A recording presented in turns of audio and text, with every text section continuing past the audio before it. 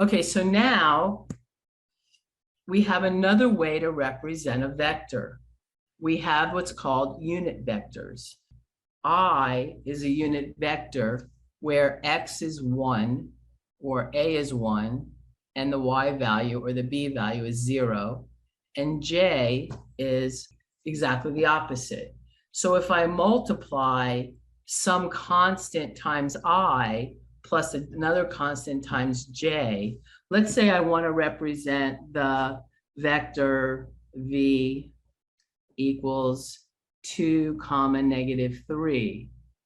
I can say that's the same as 2i minus 3j. Because with the I only have an x value, which gives me this. And with j, I only get the y value, which gives me this.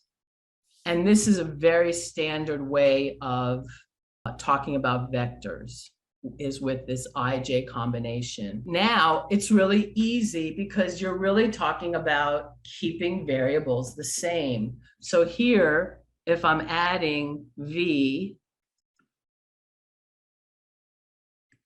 plus W, now this I is not the same as I equals the square root of -1. It's completely different.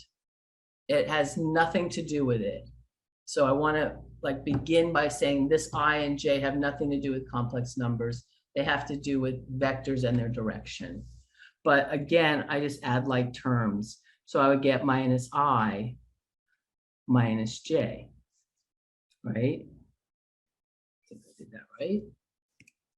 And then here with v minus, I would just have minus 3i plus 4j minus, and I'm going to put these in parentheses since I'm subtracting the entire thing.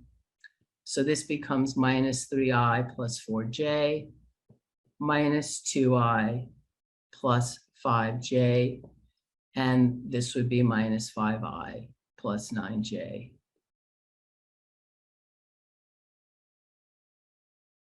So find the direction of this. This is really the same as my x, and this is really the same as my y or my AB, whatever you want to call it. So I can say that the tangent of theta, and remember, I'm always going to make it positive because I really just want to find my reference angle to begin with. So this is really going to be 3/3, which is 1.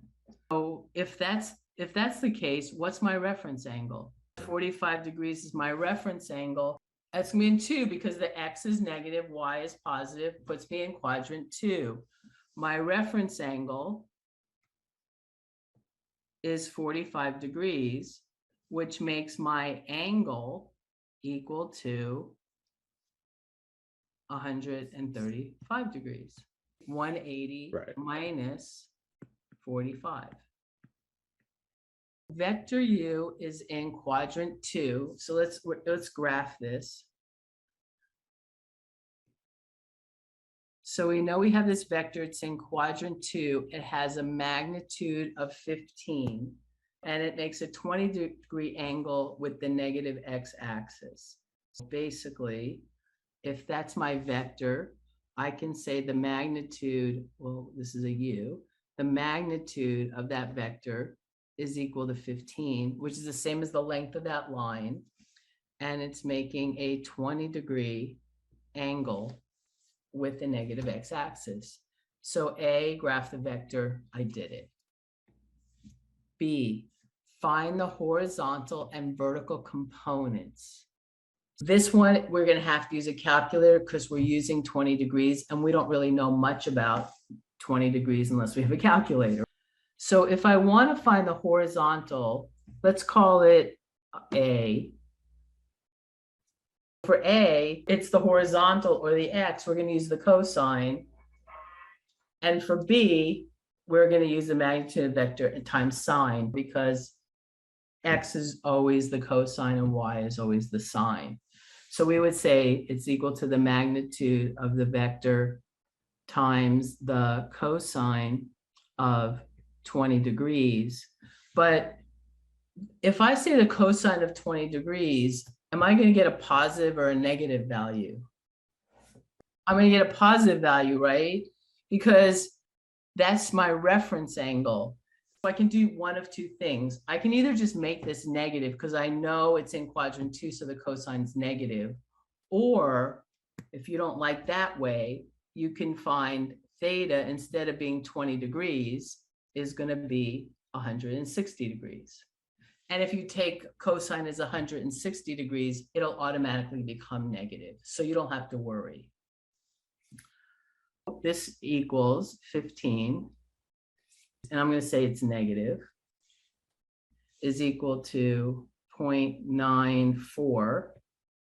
So if I multiply that by negative 15, this equals negative 14 to 1 decimal place, 0.1. Now we know that this value here is negative 14.1. And then I need to find B. How would I find B? Magnitude times the sine of 20 degrees. Exactly. And for the sine, is that going to be positive or negative in quadrant 2? It's going to be positive. It's going to be positive, so we don't really have to worry, right?